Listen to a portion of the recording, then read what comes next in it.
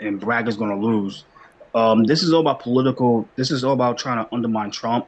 They know they're going to try to do this guy is they trying to wear him out for the primary. Trump is just too strong. Trump is well loved by a lot of people. Even progressives, the progressives want him in because if he wins, they make money. Yeah, These yeah. progressives they became stars because of this guy, and they love that. They love the photo. They love taking. They love being in the photo ops, and they love being on panels. They love selling books. They love doing being on documentaries. Without that guy, they can't do anything. DeSantis is weak sauce. DeSantis is selling. He's just weak. He just like dull. And Nikki Haley, we all know that's about. They trying to get that. They want that Hillary 2.0 gathering. They want those like what's the guy that ran for city governor, but he got lost. What's his name? Robert uh, Wilson. They want those Wilson folks, like those pro-abortion Republicans, like those Hillary Clinton woman type Republicans for Nikki Haley. That's a great So they point know they. because I was wondering, right? I was like, the DA works with the judge every day. So they Mhm. probably know how things are going to break down. So if things go bad, right, it doesn't look like it's going well. The judge is already making judgments against the DA kind of, or, kind of hurting the case. So why would he do it? But you're right, right? Actually, after this is all over, he could say, write a book and be like, oh, I took on Trump and all this stuff, and it'd probably be a big seller.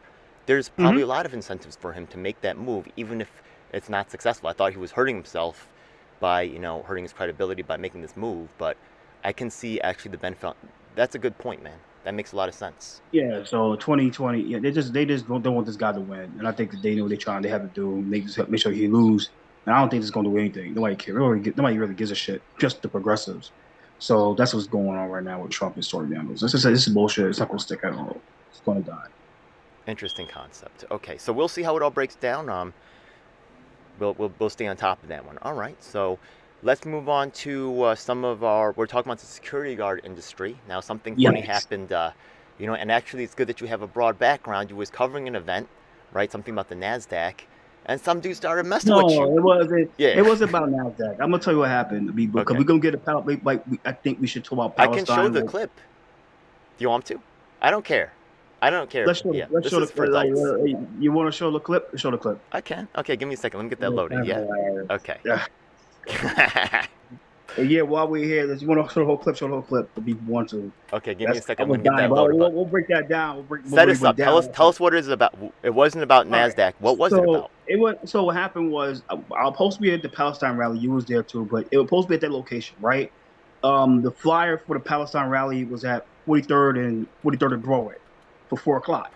So I didn't even notice until I saw one of the people that's part of the organization. He guided us to the right place, but we got there a little late because I think he got a text from somebody saying, "Yo, we down at 42nd and Broadway. I think 41st and Broadway by the lids and by I think that barbecue spot by the train station." So I didn't even notice. It was 4 o'clock, and I was chilling, but then I suddenly saw somebody that I respected, and I still respect to this day from the financial industry walking with a few people. I thought it was her company, but I found out it was somebody else's company. I didn't know. So I want to cover that person that I respected. Her name is Fredo Barber. She runs WFG. Yeah, go way down. Yeah, right there, Okay, this right one. to the left. To the This left. one or this one? No, that same thing. They're the same thing. Okay. So they was like, yeah. So that's it. So they was like, uh, they was like, um, yeah, they was like, yeah. So they was coming down, and I didn't know it was a launch. I didn't even know that was going down until I saw her. She wore the leopard. She wore like the little leopard type dress. So that's her name, Fredo Barber. She runs a company in WFG in New York City. She has branches all over the country. Okay. WFG is a network marketing company, so I used to be part of network marketing. So I went to cover her. Oh yeah, you So told you other than that, you used to have some experience with MLMs and stuff like that, right? yeah, main financial industry. Yeah, so, Hey yeah. man, So yeah, other than everybody that, who's buddy, been, entry level is probably got exposed to that at some point, right? yeah. Yeah. So that's me. That's me in general. So other than that, it was like the guy was giving me a hard time. I put him in this place. I saw a badge. He had like a little pin of a detective's badge. So I had to put this guy in this place. I'm like, yo, you see the video, but it's just All right, like cool. Let's whatever. let it run. I think it's over here, about here, right? Is it this one? Is it right here? Yeah, I think what they about to get inside the pit and Okay, about to take let's. the pictures. Let's go. They're not sparkling.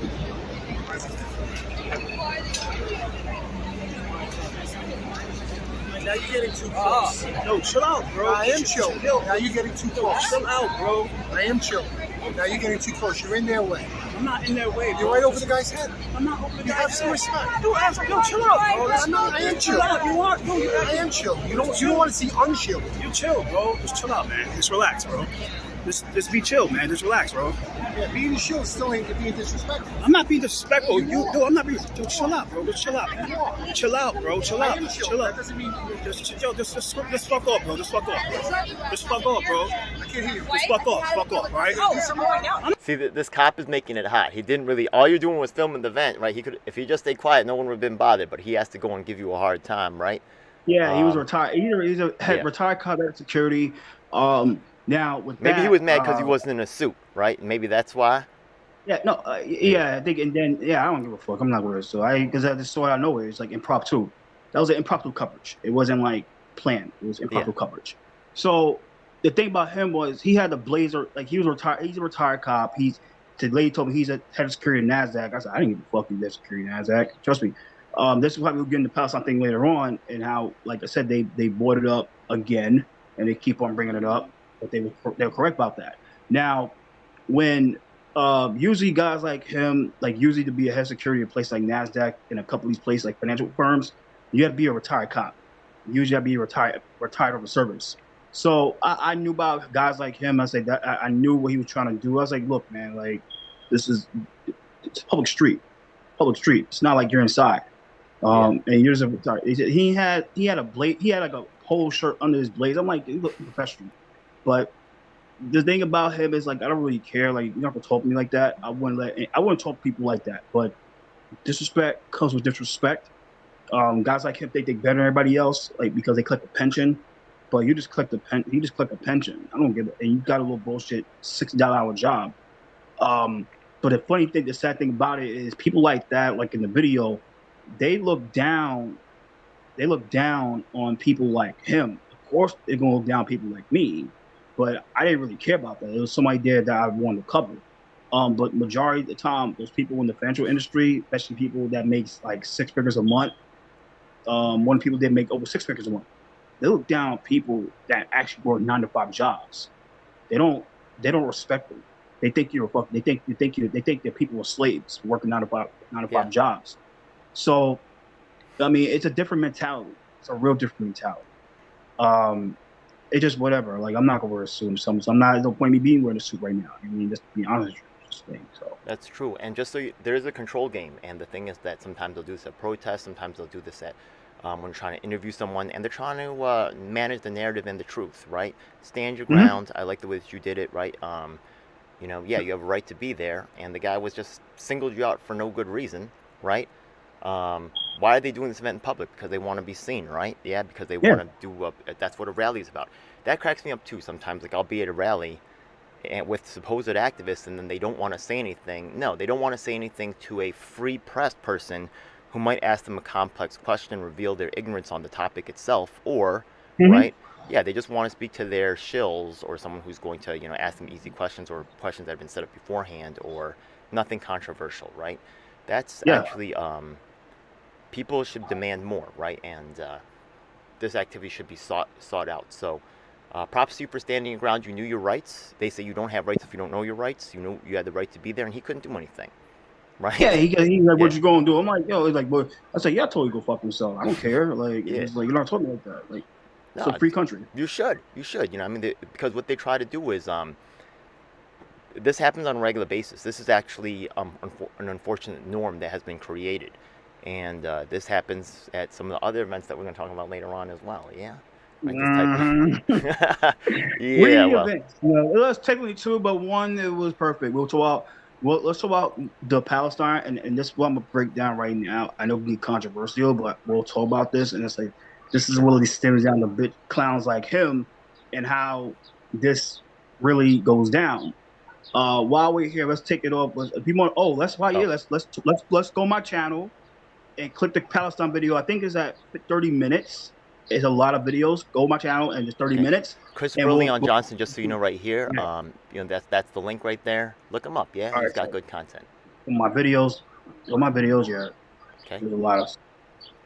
Okay, videos. Yeah, go to the Palestine. It's one for 30 videos and it's 30-minute video. It's like a 29 to 30-minute video. 50, right there, 3013. Okay. Right, yeah, right, 3013, yeah. Okay. So that's the one you're in, and Dean. And we'll explain this right now. So it's right there. So we'll start from early. That's what you want to talk about that. That's when went down to Sure. technically the same hour. That situated with the guard, and then we had the rally was down by the counter. I think it was a counter, whatever you want to call it. There's like a restaurant, and then you came out. I told you to come to 42nd Street, and now you was at the rally. You spoke. Sure. So you want to present your speech? I could, yeah. I mean, Let's go if they want. Sure. That was a great rally, and then we'll talk about the whole thing about how they got later on. Sure. Start. Okay. One of the things is that at a rally like this, you'll see a lot of people say, "Oh, here's the problem, right?" But we need solutions, and a lot of times you don't hear as much solutions, right? Or the solutions will be like the same solutions as before. So let's get to DJ. Hey, folks, what's up? Yeah. Yo, check it out. I got something to say. Now, I'm Korean American, and ever since World War II, a whole bunch of people came to my country as well and decided how they was going to run things. So let me tell you right now. Listen, that's the 40s when World War II happened. Now we're in 2020. What are they waiting for? A century? You know what I mean? Y'all need justice now. I heard a lot of people say justice is coming. Justice is not coming unless y'all fight for it. Now we know that New York City is actually, and I'm not against Jewish people right now. We saw a lot of Jews today, and they discriminate against Hasidics too. But if y'all want to win, we need to have a pathway to success. And one way we can do that is using Rep My Block. We actually provide the voter data for free to the entire public. So and if anybody from any organization wants to contact me, DGL7 at DGL7.com, I will email you the mailing email address for every single New York State legislator. You know what I mean? So you can email them all together. By the way, there's other groups such as public housing. 20,000 registered Democrats in the public housing system alone. They're not the only ones, indigenous people, being oppressed. Here's another thing that you guys need to do. Now the thing is that we know that the pain and suffering that happened in Asia caused a revolution in this country. You know what I mean? The anti-war movement, right? Yeah, what happened was people saw the suffering. They saw the blood. They saw the guts. But now the press, they don't show the suffering anymore. And where there's no pain, there's no urgency. So when you go home on your social media, take the pictures of the war crimes that's going on. Put those pictures up and make people see, and they're going to say, you know what, this isn't something I like to see. Where there's no pain, there's no urgency. They must see the suffering that's happening to these people. They must know, right, they just don't see it anymore. So honestly, right, yeah, you guys need to take it into your own hands and help me fight the press to start covering this issue. People say no more money for Ukraine. What about no more money for the Israeli state? Yeah, that's what's up. So Martin Luther King said we can't. Hey, that was cool, man. Do you also see on my screen how I'm sharing the email lists that I have, right, of all the state assembly members, state senate members? I actually reached out to, I think you also tagged WOL. So I reached out to them. I haven't heard back yet. But yeah, I'm really serious about this, you know. Why should they have to redo all the work where I can just send them the list of all the current assembly members, senate members? If you're an activist too in any of these fields, right, public housing, victims' rights, we're going to talk about that in a moment, right? So many of these things, hit me up, yeah? Right, they say the way to get changes to elect this person or that person. I'll just get this stuff into your hands, and right, you can email the people yourself, right? Yeah, right? So if you were at that rally, appreciate that so much, yeah. And thanks for bringing me to that event. Hey, no problem. Yeah. All right. So while we were talking about the Palestine rally, we'll just say about the one time they talk about how like Israel allegedly, you know, they train the cops in the U.S. to you know, do stuff on black people. That's kind of like really a bit be untrue, but it's not just like target black people. It's just to target mainly anybody they don't really like. This goes on at mostly the events that they have, mainly with the IDF rallies and not IDF. I mean the fundraisers and any fundraisers that do at APAC and etc. This is why sometimes you see those cops. They bring the most scumbags and the ones they train to help the people out, like to start fucking with people, because they get trained to do that stuff from those agencies, from those entities. Now, this is what happened on Friday with me and this cop. I would say this is like I'm not surprised because they get scumbags like him and they get them while they're in the department and they'll train them. They'll fly them over to Israel. They'll fly them to anywhere they gotta go and train them on certain things. And they bring clowns like him back and they start doing what they do like to me on Friday. Now, with people like that, and the reason people like, oh, Chris, people might say, well, you shouldn't. Like, no, if you don't put those people, I work security. I worked in the industry for like almost 10 years. I worked in a lot of top places in the country. I mean, in the city of New York, even outside of the city, and most of the time, those type of guys, like they come the head of security of those places, and they have those type of attitudes of how they treat people. Majority of the time, they're white, they're Caucasian people, and they like to treat the blacks and the Latinos like they're beneath them. Absolutely. And the reason, and let's take a look, right? Let's look at the security industry itself. It's mostly minority, mostly black. You look at every security guy, they're usually a black guy. But who's at the head of the company, especially in the corporate world? Good luck finding a black guy. Maybe once in a while, right? A director or something. Once in a while, but majority of the time, the blacks they just be used by the white guy that controls them, to carry the water. Yeah, to be the yes guy, because they know, oh, we could place that dude and we place that black guy, get another black guy. We don't give a fuck. But like from that, like I said, they treat the workers like shit. And majority of the workers, they have nothing to fall back on, so they force to tolerate it. That's why they end up so miserable, because they force to tolerate the bullshit because they have nothing to fall back on. These guys don't have no degree. They have nothing, no skill, so they have nothing to fall back on. All you need to be a security guard in New York State is a security license, which is like a couple $100 to get, and just to breathe. So there's no real crime being a security guard these days. But there's certain places you need a driver's license, but it's basically people who have no skill. There's also a lot of exploitation going on in the security guard industry as well, right? The fire guard licensing. Right, that's really unnecessary. They heaped on more costs onto guards. Also, there's a lot of find a job as a security guard schemes that go out there, try to charge people like $500. Oh, we're going to get you a job, right? And then there's no job, right? Yeah, it's a scam. It's still going to this day. It's heavy. It's still going. Yeah, it's still going to this day. And then there's a lot of things like there's a lot of things that occurs in the industry which need to be stopped, but these people don't want to stop it because it's the people that donate money to these politicians and these corporations. And now the really corporations got all the big time contracts. So we all know people gotta know what this is really about. So stemming from that was it Friday? Like people don't understand. Like I'm not the type of guy to go off, and I mean people out there that supports what I do. I really appreciate you guys. I really do.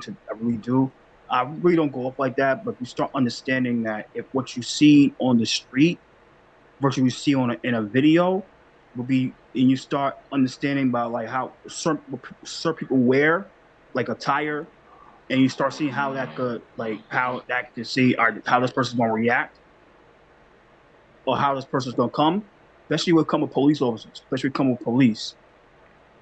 especially they plain clothes. Then you start asking, understand why people go over a certain way.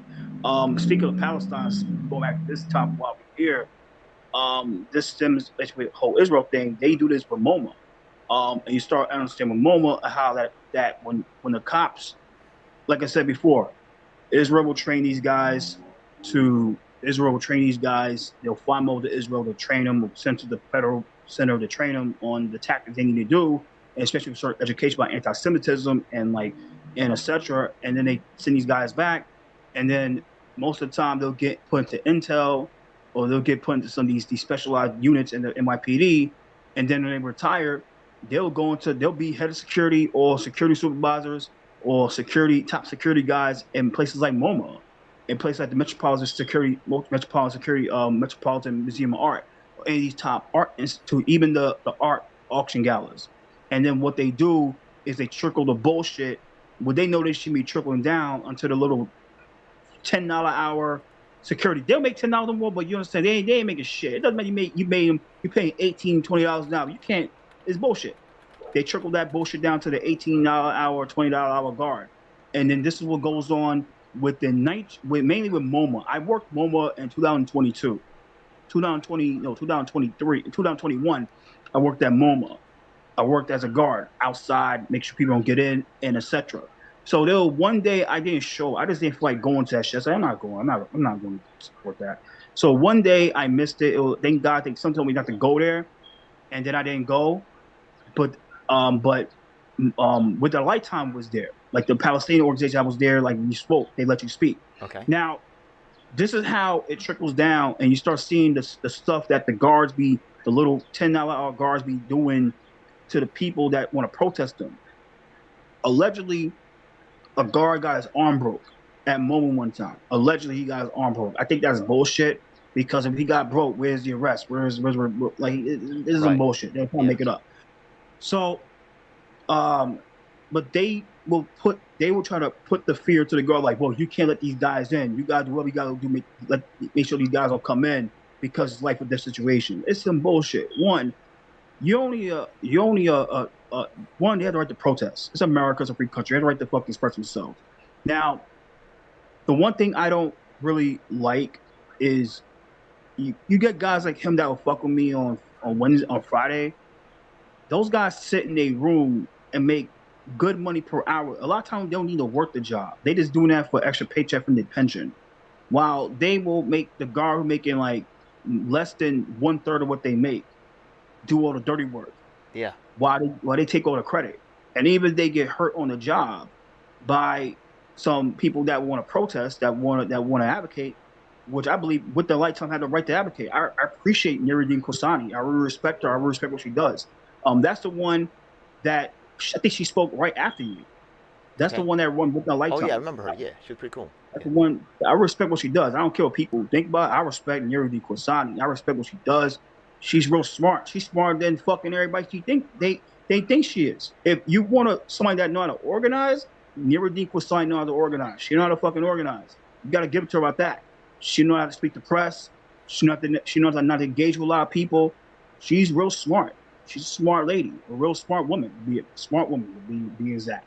So, but the thing is, like, when it comes back to the whole security thing, I'm like, you got it to where you got people make $18 an hour, 17, 16, $15. I wouldn't put their lives on the line and trying to show off for people that wouldn't show up to the funeral if they wanted to.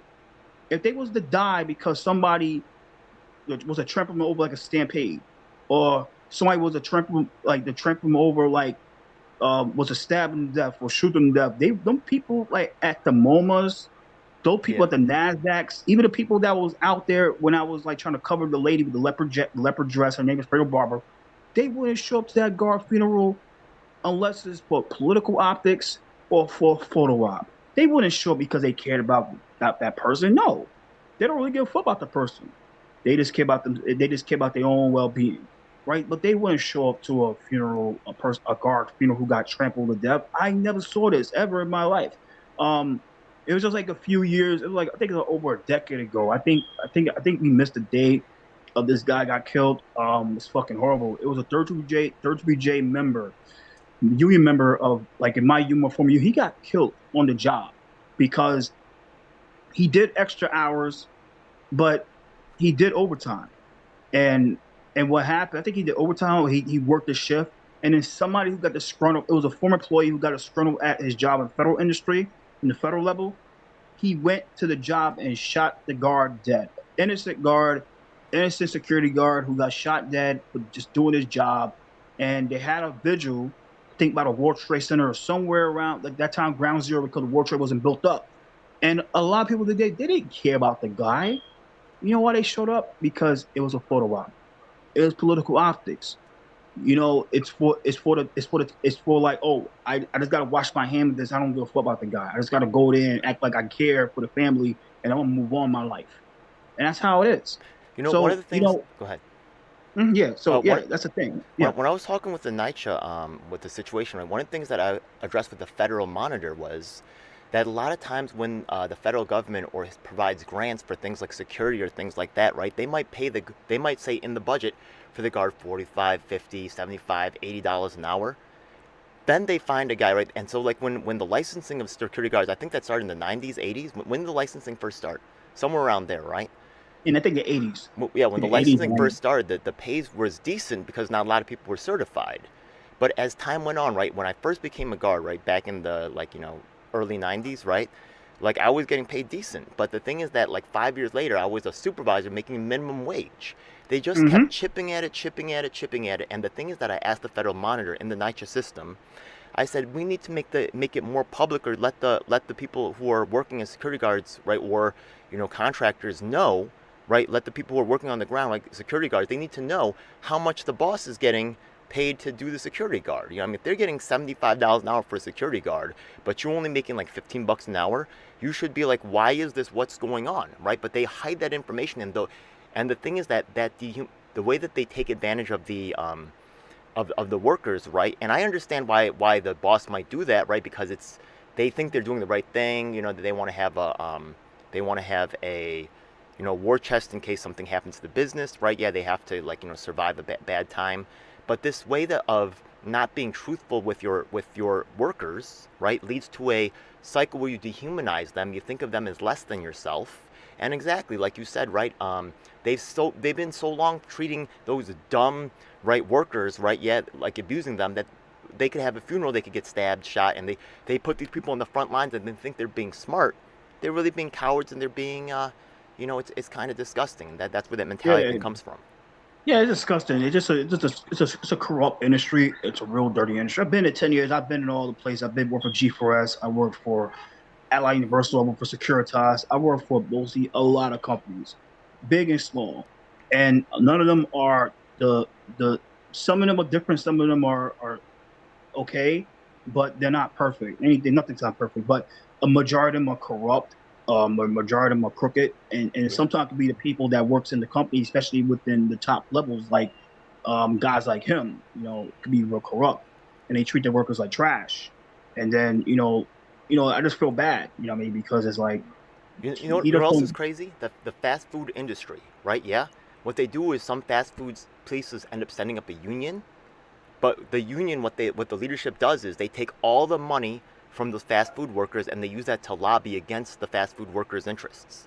And the security industry, they charging you hundreds of dollars for your certification. What do you really learn in those classes anyways? Give me a break, right? Yeah? Nothing. But what happens is they taking that money from you, and they building, right? They have thousands of security guards, this, right? And they're taking that money, they're feeding the contractors with it, right? And they're using this, and they set up their little fiefdoms where they, control things, and they work against your interests to keep your pay low, to keep you at $15, to keep you ignorant about how much money they're getting. You need to wake up and be more skeptical and take on the system. Straight up. Yeah, I think people should take on the system a little more, especially when it comes to unions, because they real crooked with this stuff, and they know what they're doing.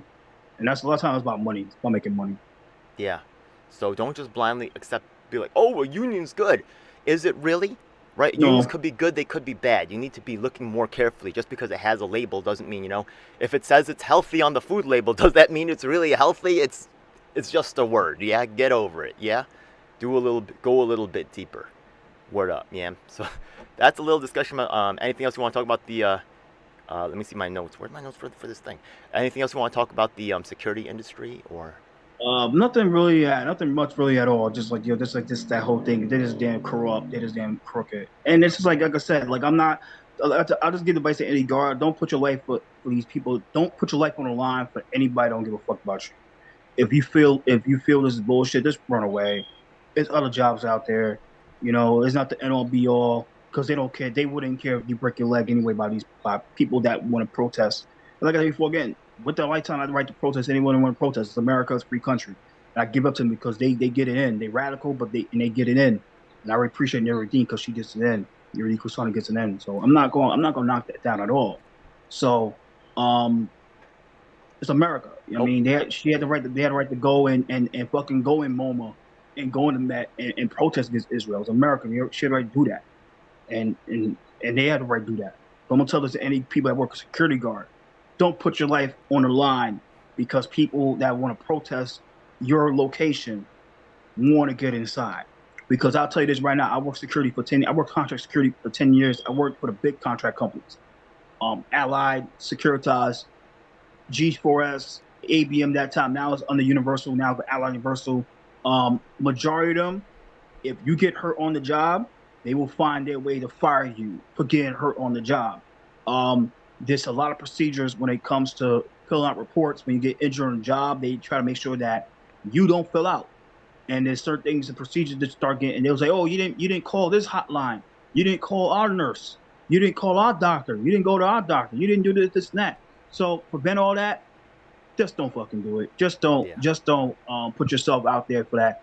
Like I said, they want to get in. Let them get in, because you live to fight another day. You live another day.